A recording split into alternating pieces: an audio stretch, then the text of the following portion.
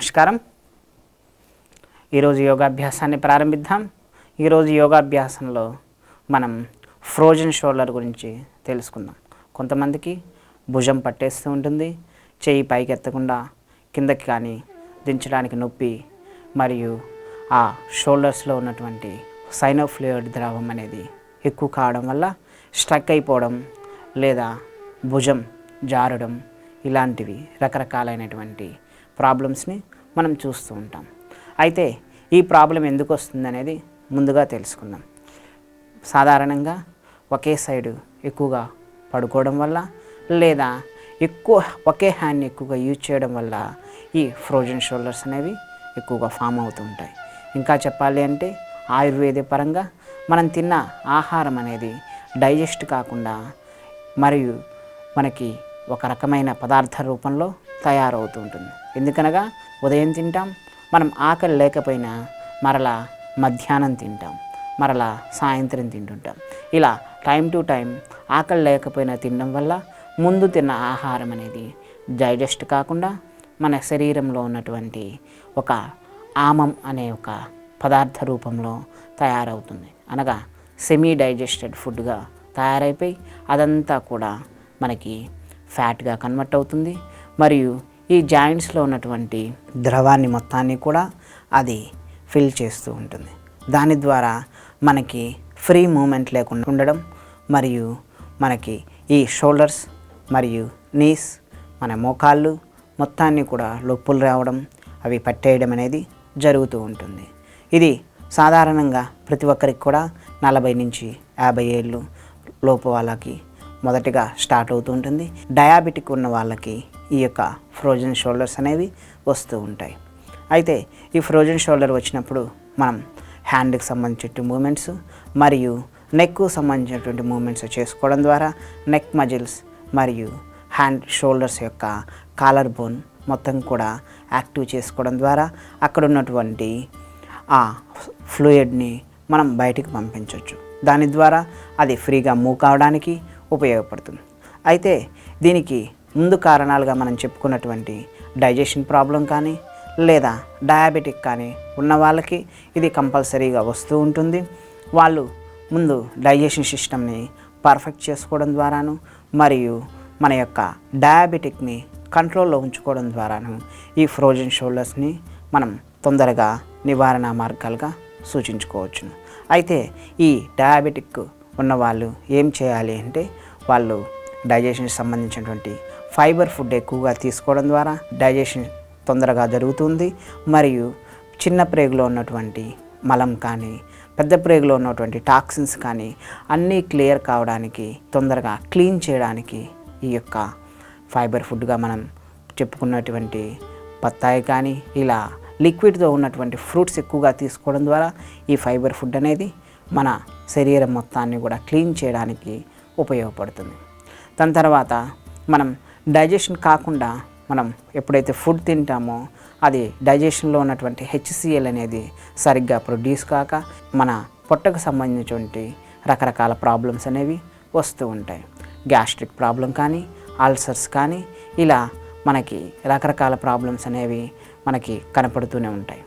అయితే ఈ frozen shoulder వచ్చినప్పుడు మనం చేయాల్సింది ఏంటనగా ముందు పొట్టని క్లీన్ చేసుకొని మన చిన్న ప్రేగు మరియు పెద్ద ప్రేగు మొత్తం క్లీన్గా ఉంచుకోవడం కోసం దానికి సంబంధించినటువంటి ఆసనాలు కానీ లేక ప్రాణాయామాలు కానీ ముద్రలు కానీ కనీసం వాకింగ్ కానీ ఏదో ఒకటి చేయడం ద్వారా ముందు మన యొక్క స్టమక్ క్లీనింగ్గా ఉండడం ద్వారా ముందు ఫస్ట్ ఆఫ్ ఆల్ ఆ యొక్క ఫ్లూయిడ్స్ అనే మనకి శరీరంలోకి ప్రవేశించిన వాటిని మనం బయటికి పంపించడానికి ఈ యొక్క ఏదో ఒక వర్కౌట్ చేయడం ద్వారా బయటికి వెళ్ళిపోవడం, చెమట రూపంలో బయటికి వెళ్ళిపోవడం మనం గమనించవచ్చును. అయితే ఈ ఫ్రోజన్ షోల్డర్ వచ్చిన వాళ్ళు ఏం చేయాలి అంటే హ్యాండ్కి సంబంధించి కొన్ని మూమెంట్స్ ఉన్నాయి, అవి చేసుకుందాం. ముందుగా మనకి కాలర్ బోన్ యాక్టివ్ కావడం కోసం నెక్కి సంబంధించిన మూమెంట్స్ అనేది మనం చేస్తాం. మనకి ఇంకా దీంతో పాటు స్పాండిలైటిస్ ఉన్న వాళ్ళు నెక్ మూమెంట్స్లో ఫార్వర్డ్ బెండింగ్ చేయకుండా వెనక్కి మాత్రమే బెండ్ చేయాలి. మిగిలిన వాళ్ళు ఫ్రోజన్ షోల్డర్ కానీ నెక్కి సంబంధించిన ప్రాబ్లమ్స్ ఉన్న వాళ్ళందరూ కూడా ఈ యొక్క నెక్ మూమెంట్స్ అన్నీ కూడా చేసుకోవచ్చు. ఇప్పుడు నెక్ సంబంధించిన మూమెంట్స్ మనం చేద్దాం. నెమ్మదిగా రైట్ సైడ్ టర్న్ చేయండి. ఇలా రైట్ సైడ్ టర్న్ చేసినప్పుడు లెఫ్ట్ సైడ్ ఉన్నటువంటి మజిల్స్ మొత్తం కూడా యాక్టివేషన్ జరుగుతుంది. దీన్ని చేయడం ద్వారా అక్కడ ఉన్నటువంటి మజిల్స్, నర్వ్స్ అన్నీ కూడా స్ట్రెచ్ అవుతాయి. అక్కడికి కావాల్సినటువంటి బ్లడ్ సర్క్యులేషన్ అనేది సరిగ్గా అందుతుంది. ఇప్పుడు నెమ్మదిగా లెఫ్ట్ సైడ్ టర్న్ చేయండి. లెఫ్ట్ చేసినప్పుడు రైట్ సైడ్ మజిల్స్ మొత్తం కూడా యాక్టివేషన్ జరుగుతుంది. మరలా రైట్ చేసినప్పుడు లెఫ్ట్ సైడ్ మజిల్స్ అన్నీ కూడా యాక్టివేషన్ అవుతాయి. ఇలా right side 5 times, left side 5 times ఇలా చేసుకోండి. ఇలా చేసిన తర్వాత నెమ్మదిగా తలని పైకి తీసుకెళ్తాం. స్పాండిలైటిస్ ఉన్నవాళ్ళు ఫార్వర్డ్ బెండ్ చేయకండి. ఇలా ముందుకు ఫార్వర్డ్ బెండ్ చేయకండి. స్పాండిలైటిస్ లేని వాళ్ళు ఫార్వర్డ్ బెండ్ చేయవచ్చును. నెమ్మదిగా శ్వాస తీసుకుంటూ తలని పైకి తీసుకెళ్తాం. నెక్కి ముందు వైపు ఉన్నటువంటి మజిల్స్ అన్నీ కూడా యాక్టివేషన్ జరుగుతుంది.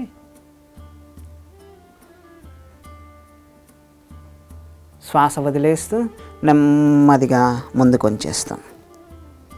మన యొక్క మన గడ్డాన్ని చెస్ట్కి తగలడానికి ప్రయత్నించండి. మరలా నెమ్మదిగా శ్వాస తీసుకుంటూ పైకి తీసుకెళ్తాం. మరలా శ్వాస వదిలేస్తూ కిందకు వచ్చేస్తాం.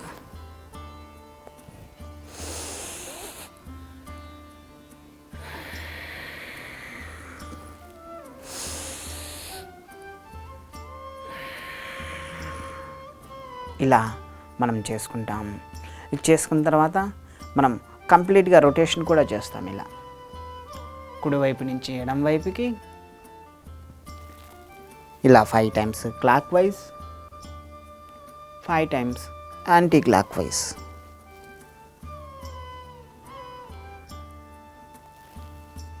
మరలా యాంటీ క్లాక్ వైజ్ ఇలా చేసుకుంటాం. స్పాండిలైటిస్ ఉన్నవాళ్ళు ఫార్వర్డ్ బెండ్ చేయకండి. బ్యాక్ టు బ్యాక్ ఇలా రైట్ నుంచి లెఫ్ట్కి, లెఫ్ట్ నుంచి రైట్కి ఇలా మాత్రమే రొటేషన్ చేయండి. మిగిలిన వాళ్ళు కంప్లీట్గా ఇలా ముందుకి, సైడ్కి, వెనక్కి ఇలా కంప్లీట్గా రొటేషన్ చేయండి. మన యొక్క మనస్సు మొత్తాన్ని కూడా నెక్ మీద కేంద్రీకరించడం ద్వారా అక్కడికి కావాల్సినటువంటి బ్లడ్ సర్క్యులేషన్ మరియు ఆక్సిజన్ లెవెల్స్ అనేవి తొందరగా అందుతాయి. తొందరగా నెక్కి సంబంధించినటువంటి మజిల్స్ అన్నీ ఫ్రీ అయిపోతాయి. నర్వ్ సిస్టంలో బ్లడ్ సర్క్యులేషన్ సరిగ్గా జరిగేసి అక్కడ ఉన్నటువంటి ప్రాబ్లమ్స్లు క్లియర్ కావడానికి ఉపయోగపడతాయి. తర్వాత ఫ్రోజన్ షోల్డర్ అనగా మన హ్యాండ్ మొత్తం పట్టేస్తుంది. ఈ హ్యాండ్ ఇలా తీసుకుంటాం. ఇలా పైకి లిఫ్ట్ చేయలేము, ఇంతవరకు లిఫ్ట్ చేయలేము, ఇలా కిందకి లిఫ్ట్ చేయలేము. ఇలా చేసినప్పుడు పెయిన్ వస్తుంటుంది చాలామందికి. దీనికి హ్యాండ్ మూమెంట్స్ అనేది మనం చేద్దాం. నెమ్మదిగా 2 చేతులతో కూడా చేయవచ్చును. 2 చేతుల్ని ఇలా సైడ్కి తీసుకోండి. తీసుకున్నప్పుడు నెమ్మదిగా పైకి తీసుకెళ్తాం. మరలా కిందకి తీసుకొచ్చేస్తాం. పెయిన్ ఎక్కువ ఉన్నప్పుడు ఆ హ్యాండ్తో మాత్రం ఎక్కువ చేయండి. పెయిన్ తక్కువగా ఉన్నప్పుడు 2 హ్యాండ్స్తో కూడా పైకి తీసుకెళ్ళండి. శ్వాస తీసుకుంటూ నెమ్మదిగా శ్వాస వదిలేస్తే కిందకి డౌన్ చేయండి. ఇలా పైకి తీసుకెళ్ళండి, ఇలా కిందకి తీసుకొచ్చేసేయండి. తర్వాత ఇలా 5 టైమ్స్ చేసిన తర్వాత నెమ్మదిగా ముందుకు తీసుకొచ్చేసేయండి. శ్వాస తీసుకుంటూ ఇలా మరలా వెనక్కి ఇలా శ్వాసతో అనుసంధానం చేస్తూ ఇలా ముందుకి, ఇలా వెనక్కి ఇలా 5 టైమ్స్ అనేది చేయండి. ఇలా చేయడం ద్వారా మనకి మన యొక్క భుజంలో ఉన్నటువంటి షోల్డర్స్ సంబంధించిన ఫ్లూయిడ్స్ అన్నీ కూడా సపరేట్ అయిపోయి అక్కడ కావాల్సినటువంటి లూబ్రికేషన్ అనగా ఫ్రీగా మూమెంట్ జరగడానికి ఈ యొక్క మూమెంట్స్ అనేది ఉపయోగపడతాయి. దీని తర్వాత మరలా సైడ్స్ తీసుకుంటాం. పెయిన్ ఉన్న వాళ్ళు 1 నిమిషం గ్యాప్ ఇచ్చేసి తీసుకోండి. ఇలా నెమ్మదిగా రొటేషన్ చేస్తాం. ఇలా చిన్నగా సర్కిల్ చేసుకోవడం ద్వారా అక్కడ ఉన్నటువంటి షోల్డర్ మజిల్స్ అన్నీ కూడా యాక్టివేషన్ జరుగుతాయి. మరియు నర్వ్ సిస్టమ్ మొత్తం కూడా బ్లడ్ సర్క్యులేషన్ జరగడానికి ఉపయోగపడతాయి. ఇలా 5 times clock wise, 5 times anti clock wise ఇలా చేసేసుకుంటాం.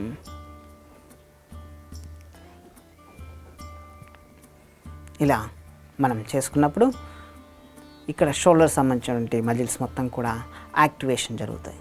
దీని తర్వాత ఇంకా పెయిన్ ఎక్కువ ఉన్నప్పుడు ఒకే హ్యాండ్తో కూడా మనం చేసుకోవచ్చును. నెమ్మదిగా హ్యాండ్ ముందుకు తీసుకుంటాం, ఇలా లోపలికి ఫోల్డ్ చేస్తాం, ఇలా కంప్లీట్గా ఇలా రొటేషన్ చేస్తాం.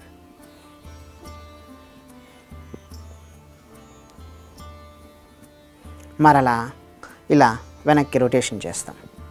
ఇలా ఏ హ్యాండ్ ఎక్కువ పెయిన్ ఉందో ఆ హ్యాండ్తో మనం ఇలా 10 టైమ్స్ వరకు క్లాక్ వైజ్ డైరెక్షన్ మరియు 10 టైమ్స్ వరకు యాంటీ క్లాక్ వైజ్ డైరెక్షన్ ఇలా చేసుకొని మనం ఇంకా లిఫ్ట్ చేయగలిగితే ఇలా చేసినప్పుడు పైన ఎక్కువగా వస్తుంటుంది.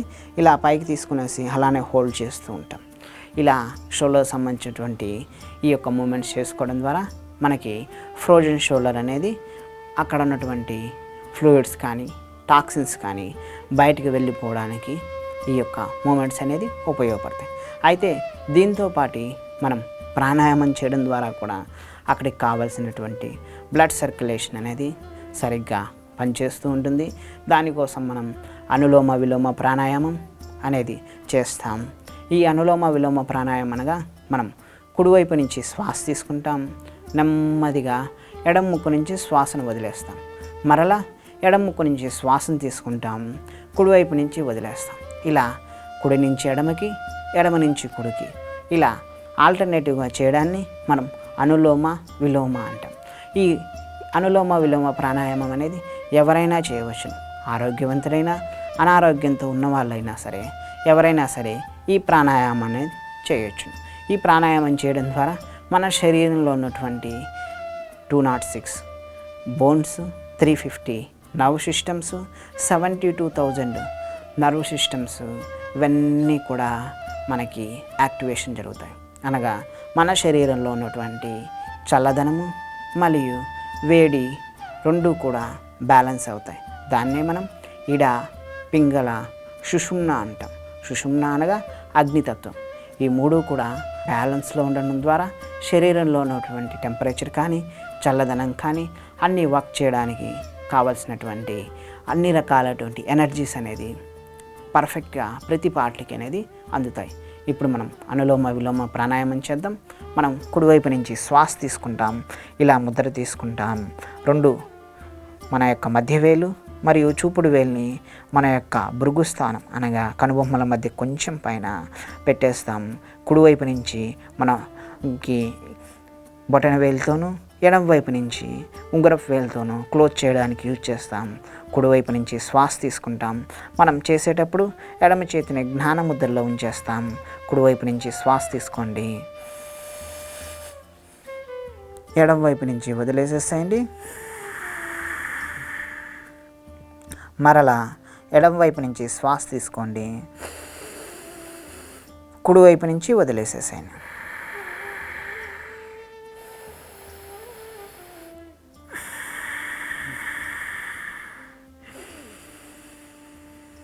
కుడి నుంచి ఎడమకి, ఎడమ నుంచి కుడికి ఆల్టర్నేటివ్గా చేస్తూ ఉండండి. ఇలా 10 నుంచి 15 సార్లు వరకు చేయడం ద్వారా మన శరీరంలో ఉన్నటువంటి అన్ని రకాల బ్లడ్ సర్క్యులేషన్స్, అన్ని రకాల మజిల్స్ యాక్టివేషన్కి జరగడానికి ఈ యొక్క ప్రాణాయామం ఉపయోగపడుతుంది. ఇలా చేసుకొని మన ఫ్రోజన్ షోల్డర్ని తగ్గించుకోవచ్చు. నమస్కారం.